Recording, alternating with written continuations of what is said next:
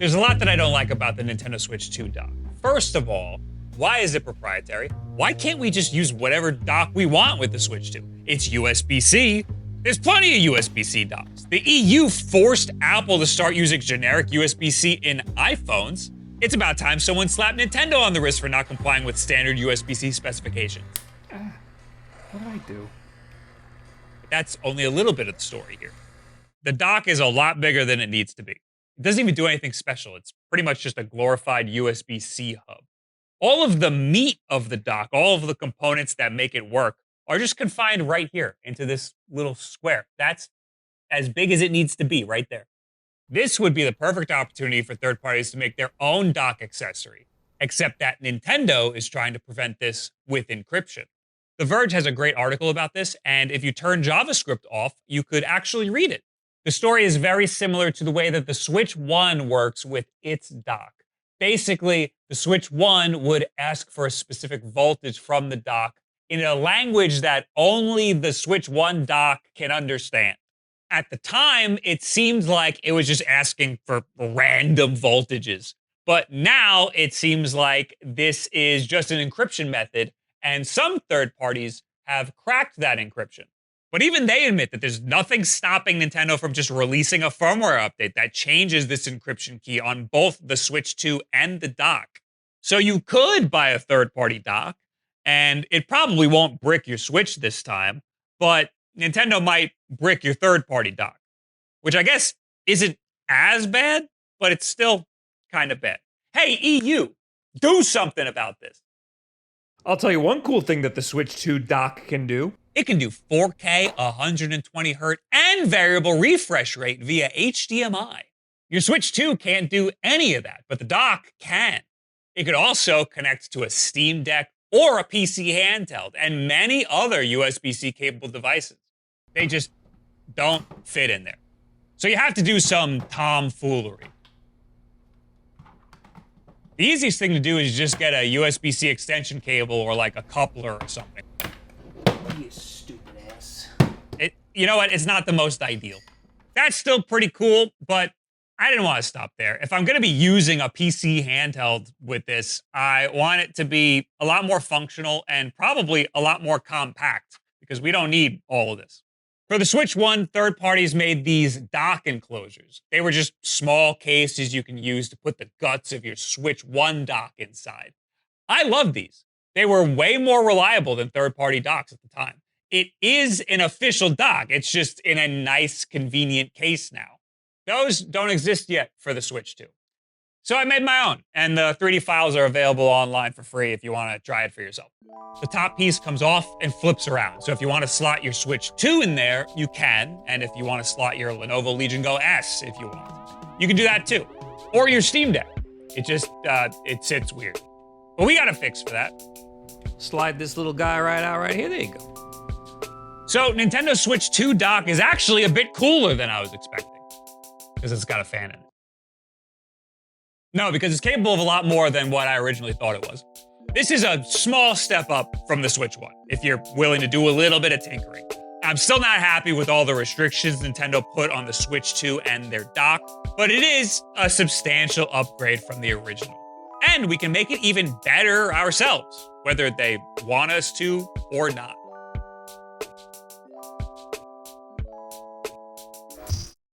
This video is sponsored by Factor. Factor's fresh, never frozen meals are ready in just cancel the subscription. What?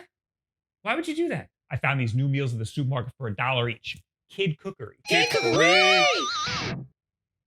How do you get it out of there? Oh, you want it now? Hand me a knife. Not a good one. Factor's fresh, never frozen meals are ready in just 2 minutes, so all you have to do is heat it and enjoy. Skip the grocery store prep work and cooking fatigue. Instead, just get chef-curated, dietitian-approved meals delivered right to your door. And they've even got smoothies and juices and wellness shots. This one's got treats too. It's got the brownie. Well, it's not really a brownie. It's not fudge either. What's the one that makes your teeth tingle? You know how.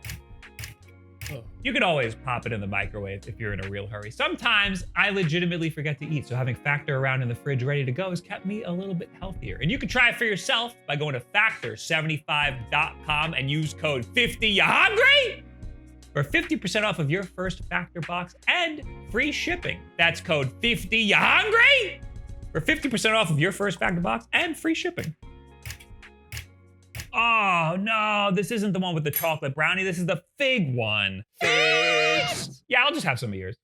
I can't Venmo you for this, by the way. My parents cut me off. Get a job! I will. I bought a second Switch 2 dock from Nintendo's website. It's $120. That's an insane price for something that is essentially just a USB-C hub. But at least it comes with the charger too, I guess. It does have a fan in it. The fan seems to be set up to cool the components of the dock, but I'm not sure how necessary that is. The vents back here for the dock PCB do not connect to the vents that are here for the Switch 2 itself. But I suspect that the fan is in the dock to prevent the Switch 2 from heating up too much, that it then heats up the components of the dock. Because I've been testing this dock out a lot, and it doesn't seem to draw that much heat.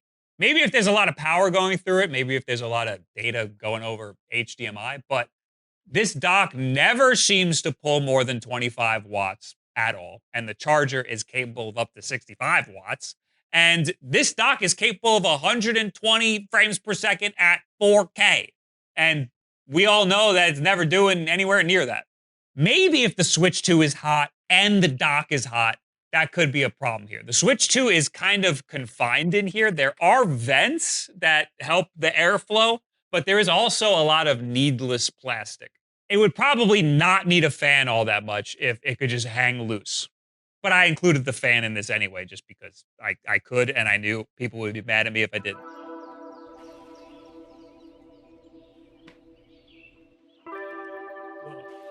Whoa. Whoa. So I got the Lenovo Legion Go S running, essentially Steam OS, on my Nintendo Switch 2 dock, using the packed together 3D printed case that I have. And I have a USB controller in it, working just fine. Right now it's hovering around 25 watts, which is what it does with the Nintendo Switch 2. It also seems to not be charging the battery. It looks like it's only pulling 33 watts, and up here it shows that it's not plugged in. So obviously it's plugged in because it's connected to the TV, but it's not receiving any battery charge from the power adapter. The Lenovo Legion Go S can go up to 40 watts of TDP. I've seen it go up to 43 watts when it's plugged in. The Nintendo Switch 2 only really ever pulls 25 watts when it's docked. So I could see that being an issue with some PC handhelds. The dock should be capable of pulling more. The charger's capable of 65 watts, but for whatever reason, it seems to be limited, and my Lenovo is dying on the dock. So that's kind of really disappointing. I'm not sure why that is. I don't think lowering the TDP is going to do anything for that. If we drop it down to 15 watts, no, that's not going to all of a sudden be plugged in. I also don't think that these PC handhelds should be run at 4K. They're capable of it, but they're really not that powerful. But we can take it all the way up to 4K with this dock. And I'm realizing now that this TV is only capable of 60 hertz. So you're not going to see the full 120 on here. I'll have to plug it into my computer monitor later. The footage you're seeing now is it plugged into a computer monitor working at 120 hertz. Full 4K. So it's capable of it. Again, maybe don't even ever go up to that, though, because you're not going to get a lot of power out of this dock.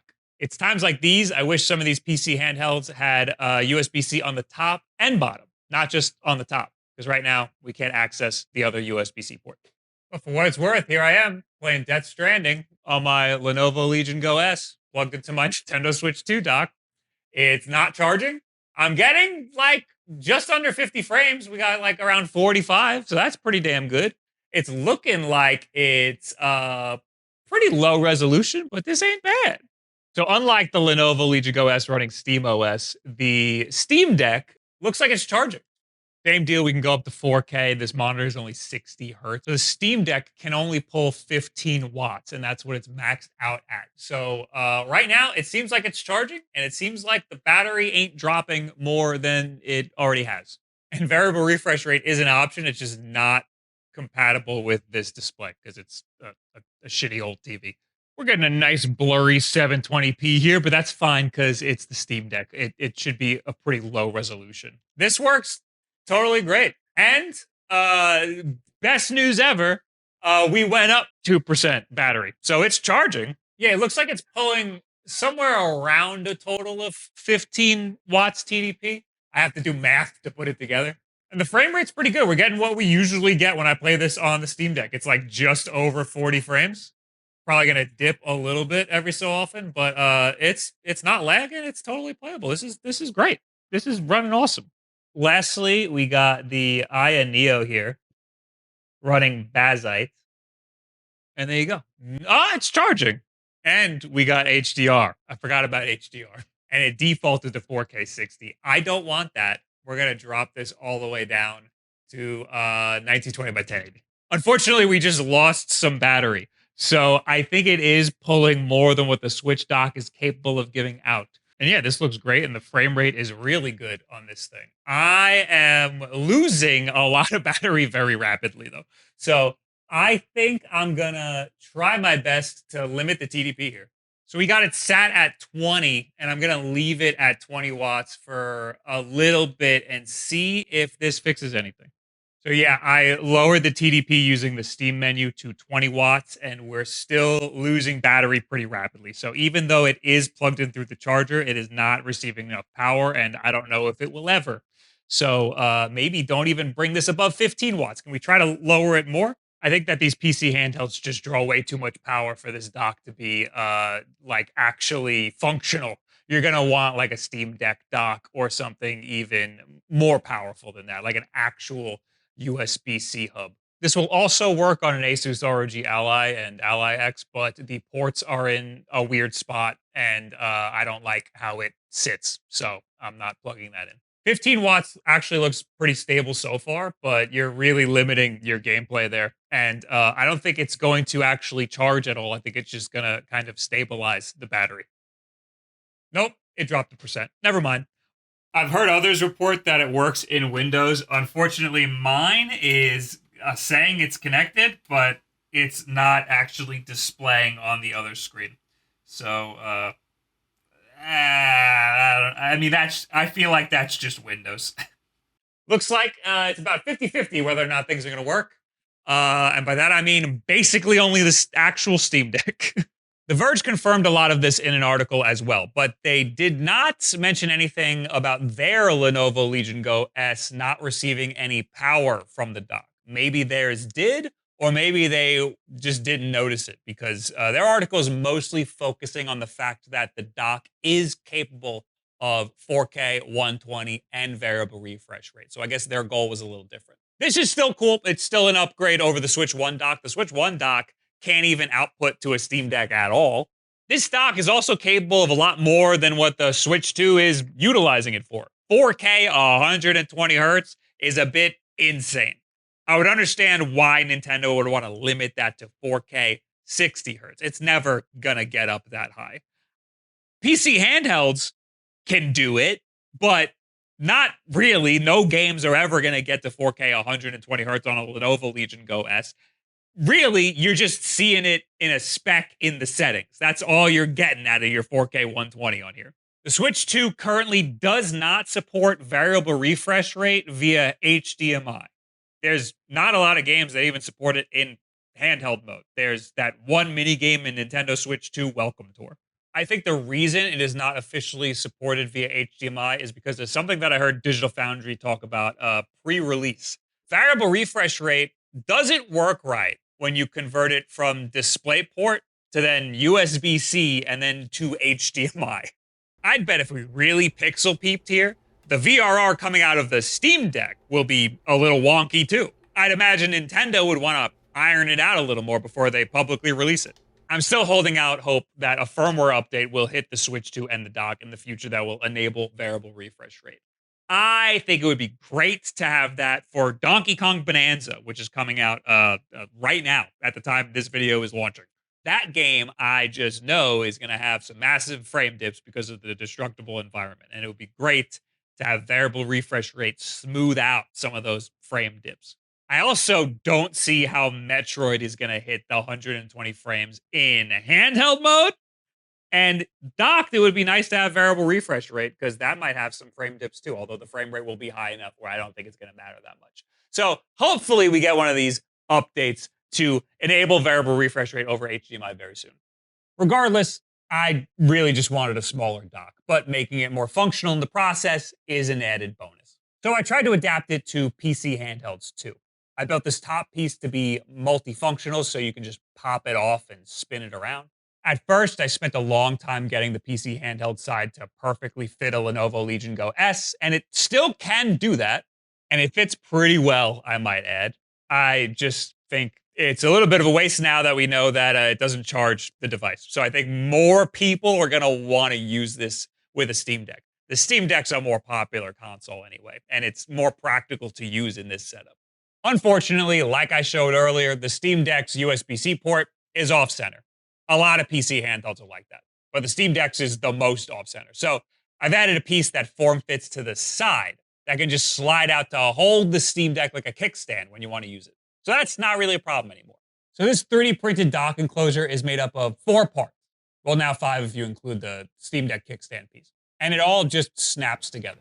I wanted this all to work with no screws so it'll be easy for people to print and assemble at home with no additional parts.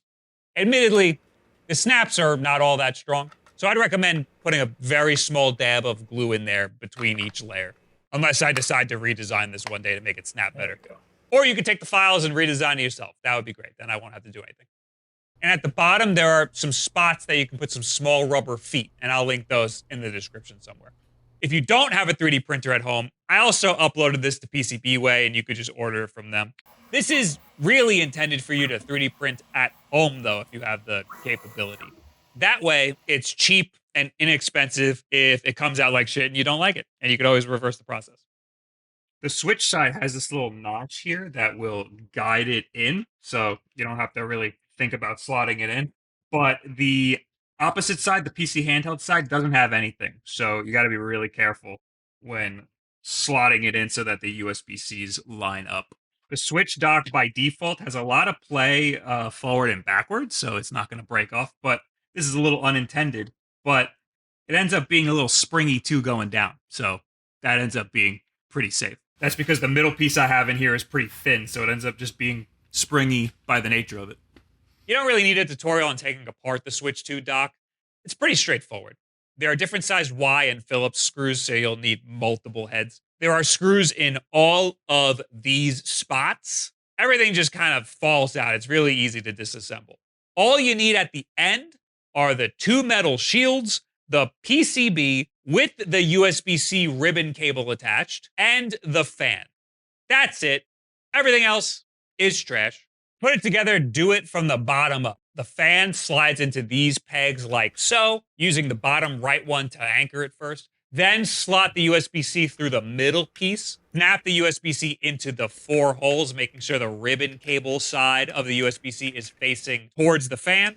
I'd recommend propping the dock up on something so that the USB-C connector that's poking through is not hitting your desk. Then push the PCB in, making sure that the top left and bottom right corners are sitting on top of the pegs that are there, and make sure all the connectors on the sides are positioned accurately. Then connect the fan ribbon cable, put the back metal shielding back on, and just snap that bottom piece in place very carefully. For added support, I'd suggest using a dab of glue on each piece of the sandwich. I still intend on opening this thing up a few dozen times before I finish making this video. So I've just been very carefully taking this top piece off so that the bottom doesn't fall out. The last step is putting a little top piece on. You just slide around top, and there you go. Now you have a Switch 2 dock that can also be used with a PC handle. This is a much more compact Switch 2 dock that is now even more functional than the stock dock. And there's no worries of it bricking your Switch or bricking itself because it's just an official Switch 2 dock in a new shell. Probably the major downside is the cost. For an additional dock, it costs $120 goddamn dollars. It would be way easier to just get a much cheaper third-party one. Most people just want an additional dock to have like in their dorm room or at their other parents' house, or just something to throw in their bag. It seems pretty impractical to get a whole other dock and a whole enclosure and then do all the work of putting it all together when you could just go buy a third-party dock. Even with some of the minor risks involved. You know, the best way to combat against third-party docks is just make your stupid dock cheaper. Eventually, I will do a video on third-party docks for the Switch 2. I'm just waiting for a couple more to come out. Right now, there's like only 2 that I know of. One of them is made by Media, which is a pretty reputable capture card company. Although I did have 3 of their cards burn out on me recently. So, I'd be excited to put their dock through its paces. I'm also not too sure what I can even add to the conversation. The Verge seems to have done a pretty good job breaking down what the root of the problem is. Nintendo has encrypted their power delivery method to prevent third parties from making a dock of their own. Only time will tell if Nintendo issues an update to the Switch 2 and the dock itself that changes this encryption method and further messes with these third-party docks. The good news is it probably won't break your Switch, but the bad news is your third-party dock might just stop working. Which is not so bad, honestly, but it makes you wonder why a third party would want to make a product that might just stop working one day. I guess they could just make their dock firmware upgradable, but then you'd have to plug your third-party dock into the computer every once in a while, and that seems pretty annoying. In hindsight, most third-party docks for the Switch 1 were probably just fine. I'll admit I was a little bit fear-mongery back then. They did end up causing some issues and eventually burnt out people's Switches over time. But I'd say the biggest issues were with people who were using third-party docks with chargers that didn't belong to them, like a shitty 7-Eleven charger. That's just a recipe for disaster. Although, why didn't these third-party dock manufacturers put something in there to prevent against this sort of issue? Like, my Media capture card burning out. Why wasn't there a resistor or a voltage regulator in there or something? Even if I plugged it into a shitty USB-C hub, why was there nothing to prevent that thing from burning out, huh? Is anybody even still watching this video anymore? So what do you guys think about the Nintendo Switch 2 dock, what it's capable of, and you want to rip yours open and try to make it work with your Steam Deck or some shit? Leave it in the comments below, at me on Twitter, and all this other social media garbage. Check out the files if you're interested. It's also on GitHub, open source. You can fuck around with the files and make it better if you want. We got new videos here at least once a week. For the love of fucking God, subscribe to this channel. I'm so sick of edging so close to 1 million subscribers. Nobody takes me seriously anymore. I got a stupid silver play button. All my friends got gold. I'll be streaming Donkey Kong Bonanza over on twitch.tv/WulffDen. I think I'll be enjoying that game. Thank you, Factor, for sponsoring this video. Check them out. The most important thing you can do, subscribe. Share this video with a friend who has a 3D printer, so you can get a free one of these. Thank you very much. Have yourself a good week.